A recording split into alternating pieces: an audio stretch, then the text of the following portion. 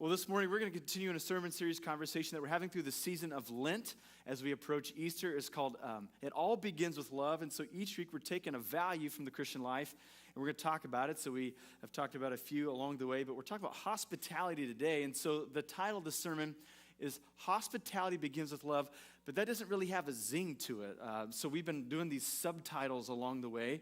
And so I'm going to change the subtitle of this message to this, and it's so long that I had to have a little cheat sheet here. So here is what the sermon is going to be about this morning. Love in the name of a crowded apartment building, in a fiction section at Walmart, outside a mom's window, in a middle school auditorium, in the Barbados post office, at the late night studio audience, in a crowded subway stop, at the U.S.-Mexico border, at a kitchen table in a lowly Istanbul neighborhood.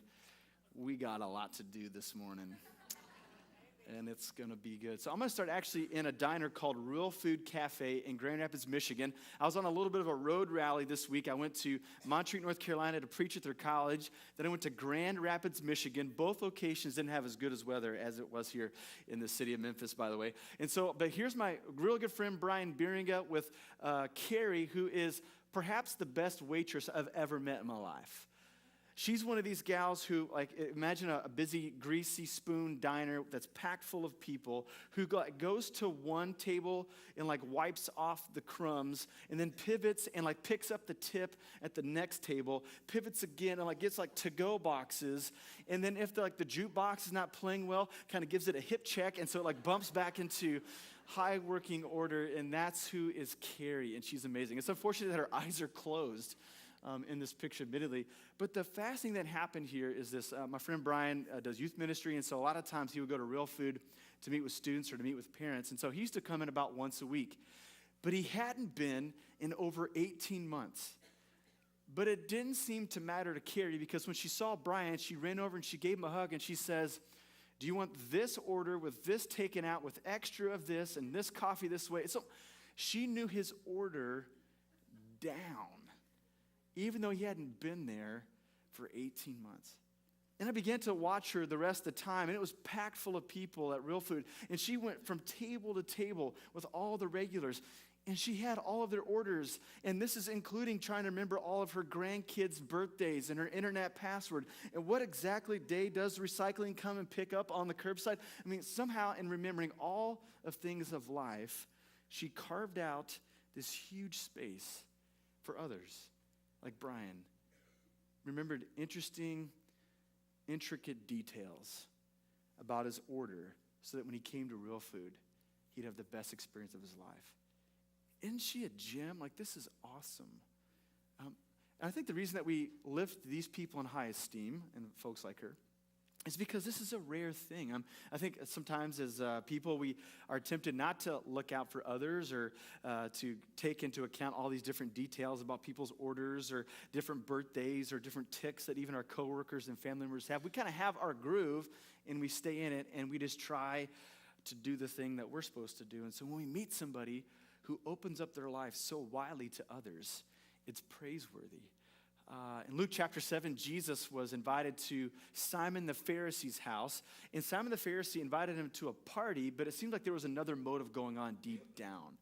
Simon the Pharisee wanted to have all of his friends over in Jesus so that they can trap Jesus into saying something incorrect and maybe bring up charges upon him. And so Jesus comes into Simon the Pharisee's house, and even though this guy is throwing a party and Jesus is one of his guests, he just ignores Jesus. And so Jesus is kind of twiddling his thumbs, wondering what's going to happen next.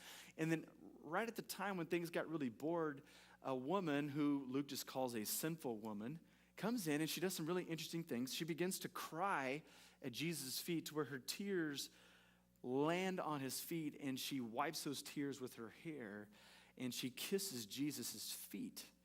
It's kind of this extraordinary display of goodwill towards someone she's barely met. So Jesus, as he's trying to sort out what's going on in the room, because honestly, as you can imagine, it's getting a little tense in the room because of this extraordinary kindness that she is sharing Jesus. This is what Jesus says. He turned toward the woman and said, "Simon, do you see this woman? I came into your house, and you did not give me any water for my feet, but she wet my feet with her tears and wiped them with her hair.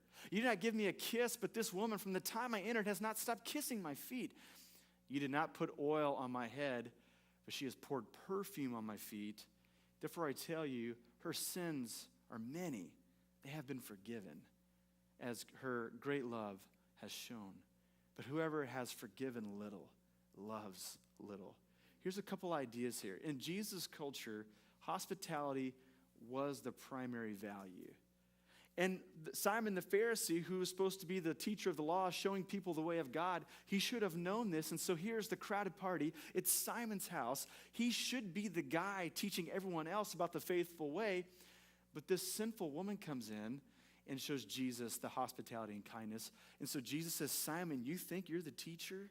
But in this space, this sinful woman who nobody doesn't even know her name, she's actually the great teacher of Israel in this room. Now, there was a prayer that Simon and Pharisees like him used to pray on some mornings. They'd say these things. God, I thank you that I'm not an outsider Gentile, that I'm not a dog, and that I was born a woman. In that order. This was a great society back then. So this is a scandalous thing. Jesus says, move over, Simon. Give up your lectern to the sinful woman because she's the teacher in this room. But the second thing is this. There seems to be this correlation with how we act towards others and our knowledge of our own forgiveness. That if we pour ourselves out for the sake of others, all others, it seems we have the revelation of God's love being poured out into our life.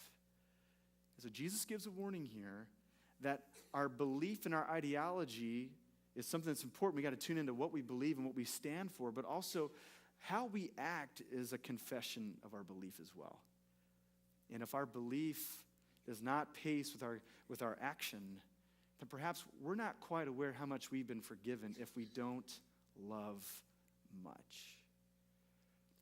This is why this story and more helps us, I think, with our way in which we try to interact with those in the outside world. I think if you and I were to try to be hospitable to all people, it might be a challenge because we're inundated with emails and people that we meet on the street and different needs that pop up all around us. And if we were to try to meet every single need, it may not be the wisest thing. And so we do have to have boundaries and as we interact with people and show hospitality. But I think at the same time, we try to self-justify how we don't seek to be hospitable.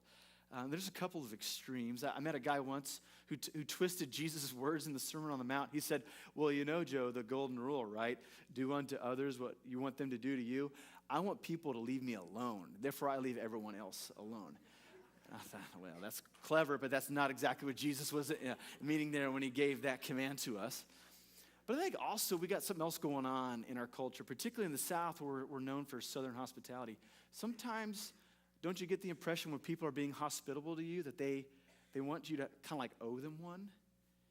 And sometimes we wane in our sincerity in the hospitality that we seek to show. And so what I love about the Christian life, looking at the life of Jesus and the way of the church, is it seems to recalibrate us back to a life of openness, particularly towards others who are not like us. This certainly is what's going on in 3 John in our text this morning. 3 John is a strange book for the New Testament, admittedly. It's nothing more than a letter of recommendation from John to a guy named Gaius, who is a leader of a house church. Gaius was the most common name in the Roman Empire. It's like the name Gary. So if you were to yell out Gaius in a large crowd, like half the guys would turn around and say, "You talking about me?"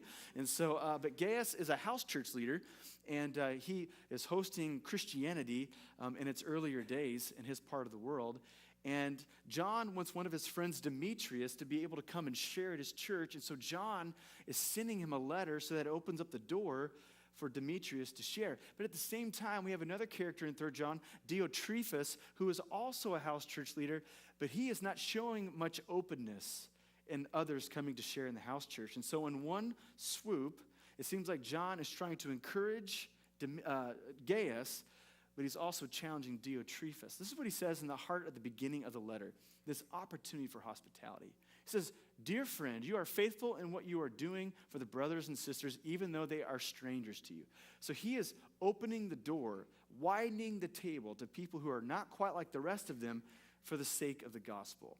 They have told the church about your love. Please send them on their way in a manner that honors God. It was for the sake of the name that they went out, receiving no help from the pagans. We ought, therefore, to show hospitality to such people so that they may work together for the truth. It was an interesting life in the first century church. They didn't have paid pastors like we do in our day and time. And so house church leaders had this incredible burden. On the one hand, they had to be gatekeepers of false teachers, but they also didn't want people to stay too long because that was the evidence that these teachers were actually trying to make money off the name of Jesus. And so they had this incredible task of bringing in new people, watching their teaching, but also sending them on their way and bringing others into the life of the church so that the church could be nourished. Here's a little bit of a passage from a post-biblical document called the Didache, which is basically called The Teaching. It's the first discipleship manual in the life of the church. This is what it says in chapter 11. Let every apostle who comes to you be received as the Lord. So be hospitable to the apostles that come to you. But he shall not remain more than 1 day or 2 days if there is a need. But if he remains 3 days, he is a false prophet. Isn't this interesting? So when a teacher would come among them in the church, they could stay 1 day, or if it was like a weather disaster, or not a weather disaster, but like a Memphis weather disaster, that's really not so bad, but everybody gets scared, like you could stay 2 days. But if they stay 3 days, no matter what work they've done before, they're classified as a false prophet because they are trying to make money off the church. That's what life was like. I don't know about you, but the Skillen family is excited that this is no longer the case in the life of the church. And this is not the Advent way. You've had 2 senior pastors who stayed here quite a long time for the average of churches in America. So this is Gaius. He's trying to get letters of recommendation, but so he's got this pull, like how can I guard, but how can I open up the table at the same time? But this sentiment is something deep within their culture. Craig Keener, who's a New Testament scholar, he says both in the Mediterranean world and the Middle Eastern world, hospitality was the chief of all values. You were judged as an individual, faithful to the community or not, on the basis of showing hospitality to strangers. That was the only litmus test, one of the only litmus tests about how you were contributing to your culture. And so this was as important as maybe in our culture, the national anthem being sung and people honoring the national anthem. That type of currency was being displayed here in hospitality in this part of the world. And so they were eager to show hospitality to one another. And it's really because it's deeply rooted in the scriptural text. In Genesis chapter 18, there's a story of Father Abraham who was sitting at the front of his tent at the heat of the day because it was hot. It was just an ordinary Tuesday afternoon, and 3 visitors come marching up to his tents where his family was. And instead of like shaking them down and making these like background checks available, the text says that Abraham quickly ran up and had this servant go get food and this servant go get water, and he entertained these 3 individuals in the heat of the day. Now, as the story rolls on, their identities are revealed. One of them is God himself, and the other 2 are angels that are accompanying God on a mission that he has on the earth. And Abraham holds court with heavenly beings. This seems to be in the background of a text like Hebrews 13, which says, keep on loving one another as brothers and sisters. Don't forget to show hospitality to strangers, for by doing so, some people have shown hospitality to angels without knowing it. Here's the gist of this passage. In the writers of the Bible, they're different than us. Our worldview seems to be that there's 2 floors of existence. There's the first floor where we exist. There's a second floor where God exists. And we don't really know what happens in that realm. It's kind of like having noisy neighbors above you in an apartment complex where they could pound on the floor, maybe hear their conversation through the vents. And that's how we tend to view God. God's way up there. God's out of here. And we're kind of down here by ourselves. But in this culture, there was no 2 floors. It was 1 floor together.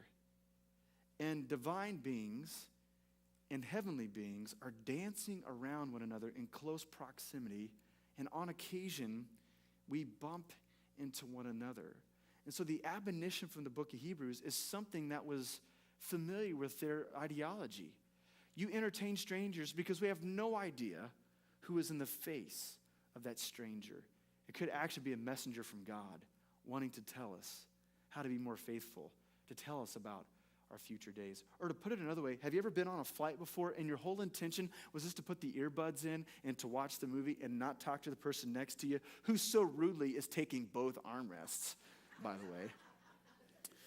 But for whatever reason, as you're passing the drink stuff to one another and sharing pretzels, all of a sudden you like strike up a conversation.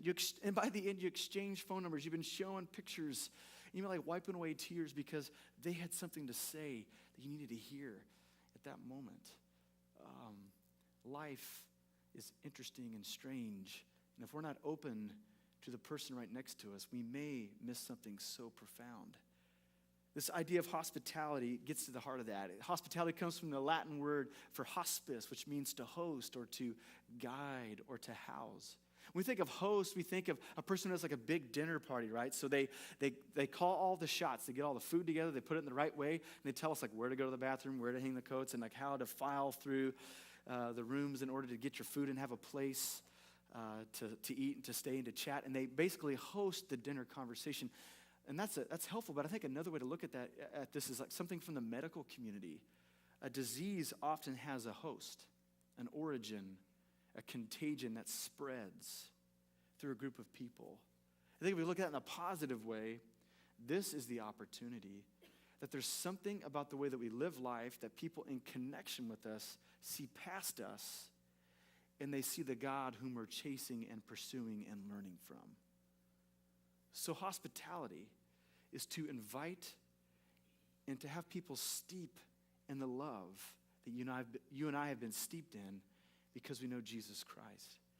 There's a lot of ways that we could talk about hospitality and what to do from here in regards to hospitality. But earlier this week, I got this Bored Panda article from Leslie McKinney on our staff.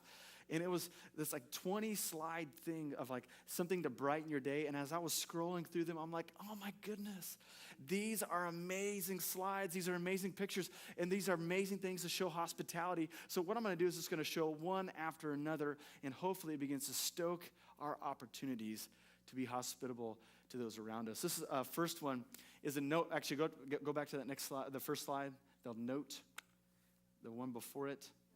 There we go. This is a picture of a guy. His name is Ned Dixon, and he's a piano player. And as he was playing his piano in his crowded apartment complex one day, a note slid under the door, and he assumed it was going to be a noise complaint. But instead, the note says this: a humble request to the pianist. And there's like some German number 3 in A flat, please. Isn't that amazing? Like banging away, boom, boom. Excuse me, sir. I would enjoy it if you could play this one next for us, okay? How is like, instead of like squelching people's gifts, allowing those gifts to thrive around us. That's hospitality. Go to the next slide. Here's a picture of a woman who's reading in the fiction section at Walmart, and she's an elderly woman, and she's standing there, and she does this where she goes and she reads standing with all the books on that aisle. And so what the manager did is he took a couple of shipping crates, put a couple of pads, and a couple of heart-shaped pillows so she can have a place to sit. That's not the only option. The first option is, hey, lady, move it or lose it. You going to buy this or not? But it says like, no. Have a place to sit. And somebody bring you a cup of coffee before too long. Sit here a spell and enjoy this time among us. Go to the next slide. Oh, this one's great. So this guy put this picture that is right outside his parents' window. And the story goes like this. His dad will wake up early every morning and put birdseed in the shape of a heart, so that the first thing that his mom sees, this guy's spouse sees, is a bunch of birds eating in a heart shape outside of her window. Guys, go do likewise. Right? But you can imagine it, though, as she is stirring from bed, the guy has to like throw on pants real fast and put on shoes and grab the birdseed on the way out, and he like spends copious time like making sure that it's in the perfect heart shape. Hospitality takes intention. It's not just something that we could do falling out of bed in the morning, but it's something that we have to have a plan for. So go and do likewise. Go to the next slide. This is a picture of a middle school. They want to do a breakfast with dads initiative. And so they got some feedback, and some 50 kids either had no father or their father was unavailable to come to breakfast. So they put out a beacon on Facebook, and they said, we need 50 dads to come on this day at this time for breakfast with dads, and 600 of them showed up. Yeah, can you feel that? I think Jesus would say the kingdom of heaven is like a middle school that needs 50 dads, and 600 show up. guys who are busy, got tasks, but they shuffle it because the most important thing is to sit across from someone who needs some guy time, to speak words of life over a common breakfast. Yeah. Go to the next slide. Next slide. This is in Barbados. In Barbados, this is a trivia. This might come up at the Flying Saucer one Tuesday. I have no idea. But when you turn 100 years old, they have you come down and they take your picture and they put you on a stamp in Barbados. Isn't that awesome? In our culture, it's like, okay, how long should the government help keep these people going in medical care? But in Barbados, they're like, hey, you made it 100. Come down and get on a stamp. Because it's important to acknowledge that those who lived before us, and because of their help, have gotten us this far. And so it's to honor those in the race ahead of us. Go to the next one. Here's a picture of a stand-up comic, Josh Johnson, who's on The Tonight Show. And the bottom picture is just a guy with a pearl snap shirt on waving. And this is what Josh Johnson says. The first time I ever did stand-up in the high school talent show, my teacher was like, I'm going to see you on The Tonight Show one day. So I flew him out. Yeah. Because let's be honest, if we find ourselves standing on second base this morning, we didn't get there by ourselves. Somebody's been bunting and stealing and making sure that we find our way to second base. So as we move forward, it's nice to acknowledge those who have given so much to get us here. Huh? Yeah, go to the next one. This is a picture of a guy helping a young person tie a tie at a crazy busy bus stop, a subway stop. And look at this picture. He's like stooped down and their foreheads are close together. And that tedious, that's tight quarters. If you've ever helped tie that half Windsor knot with somebody who's never tied a tie before, and the nerves and the shaky hands. You know what this guy could have done? He could have said, psh, millennial, probably never tied a tie in his life. Or something else could have gone through his mind as he walked on by, but he knelt down and he had a moment with a stranger, a moment this young man will never forget. Plus, if he plays it right, he can just slip it over his head and slip it back on. And one tie, man, one tie. You get all the way down. Go to the next slide. This is a picture of the U.S.-Mexico border, and there is a fire truck on the Arizona side angled over the border to help put out a fire at a strip mall on the Mexico side.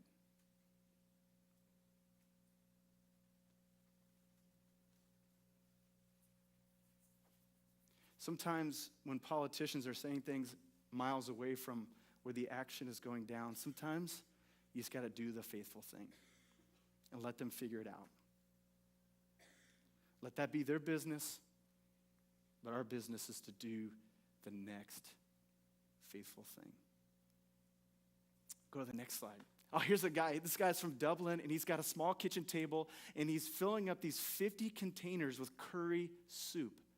His name is Brian, and he's been doing this every single night for 50 homeless people off his pension check. Can you imagine as he worked all of his career, wondering what he's going to do with this pension check? This may not have been the first thing he thought about. But perhaps he passed a group of homeless people who were starving that night. And he just said, listen, they don't have it, and I have it. So every single night, he lays out these containers, and he fills them with curry, and he goes out to the street, and he passes it out. And the only qualifying factor was, I have what they don't, and therefore I need to share with what I have in excess for the sake of somebody else. Yeah. I saw this interesting commercial that came from Turkey about a small town who had a unique person in their neighborhood, and they all decided to make a special day for this one person, and they put it in a commercial. I want to go ahead and show you that commercial this morning. An entire town gives their neighbor an incredibly heartwarming surprise without saying a word. I'm Jen Markham on Buzz 60. To promote their video call center, Samsung Turkey spent an entire month with an Istanbul neighborhood, planning, placing cameras, and teaching people sign language, all for a hearing-impaired man named Muharrem. So when Muharrem goes about his day with his sister, who's also in on it, he's taken aback when everyone they encounter uses sign language. The bagel guy, the woman he bumps into, and the guy who accidentally drops his fruit in the market. They take a taxi ride, where of course the driver also signs, and encounter a Samsung video billboard greeting Muharrem, explaining the video call service and revealing the whole setup was all for him.